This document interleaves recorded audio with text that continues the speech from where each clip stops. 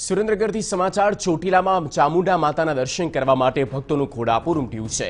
Mask અને social distance વગર ભક્તો જોવા મળ્યા।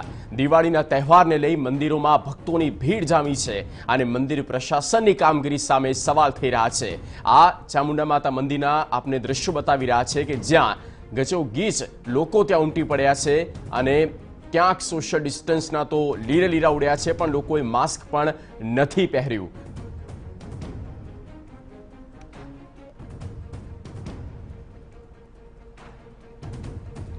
ચામુંડા માતાના દર્શન કરવા માટે જ્યાં ભક્તોનું ઘોડાપુર ઉમટ્યું, સુરેન્દ્રનગરના આ મંદિરના દ્રશ્યો ચોટીલા મંદિરના કે જેમાં અત્યારે કોરોના સંક્રમણને લઈને સૌ કોઈને ધ્યાન રાખવાની જરૂર છે, પણ આ ભક્તિમાં લોકો એ પ્રકારના લીન થયા કે સોશિયલ ડિસ્ટન્સ પણ નથી જળવાયું અને સાથે લોકોએ માસ્ક પણ નથી પહેર્યા। અનેક વખત પ્રશાસન તરફથી અધિકારીઓ તરફથી પણ કહેવામાં આવે છે।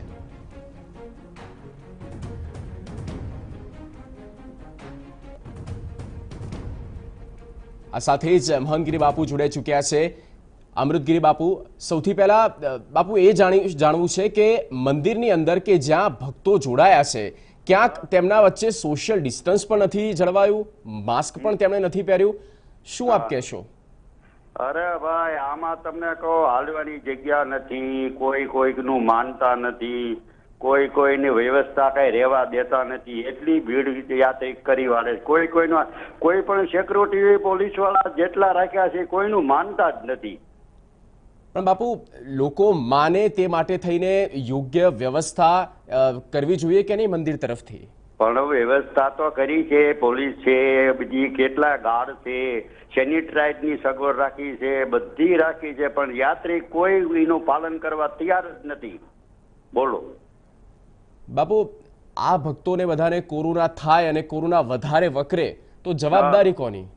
હવે પોતાની જ રે, હોની પોતાની જ જવાબદારી છે આમાં, કારણ કે એટલું બધું ભીડ છે, કોઈ ગમે એટલી સેફટી રાખી છે, ગમે એટલા બંદોબસ્ત રાખે છે, યાત્રિક કોઈનો કાંઈ નિયમ રાખતા જ નથી અને કાંઈ માનતા જ નથી। એ અમે જયારે કેવીને કહેવામાં આવે ભાઈ આમાં ધ્યાન આપો, કોરોના વધી જાય તો ભલે અમને થઈ જાય કે બહુ કે અમે કોરોનાથી બી રહ્યા, હવે અમારે નથી બીવું, ભલે મરી જાય કે આવો અમને જવાબ આપે છે યાત્રિકો।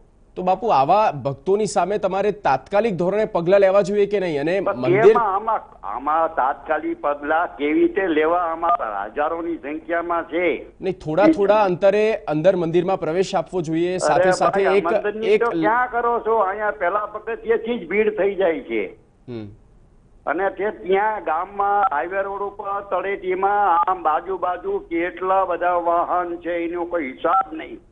તમે અહીંયા ચોટીલા પીએ સાહેબ ને મામલતદાર ને પૂછો, એ કઈ કેટલું ટ્રાફિક છે, હાઈવે રોડ ઉપર એટલું જામ થઈ ગયું છે, એટલું ટ્રાફિક આવી ગયું છે।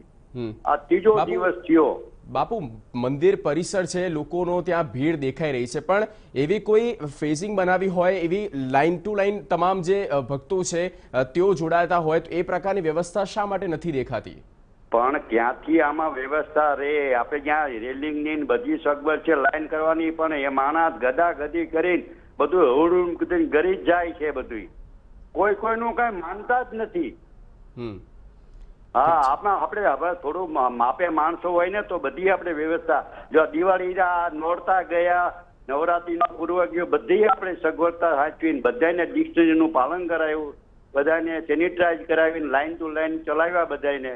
પણ આ જે રજાના દિવસો છે ને, એટલે આમાં શું છે કે સિટીના જે માણસો આવે ને યાત્રિકો, એ બધું સમજે છે, પણ લોકલ ગામડાના આવે છે ને એ જરાય સમજતા નથી।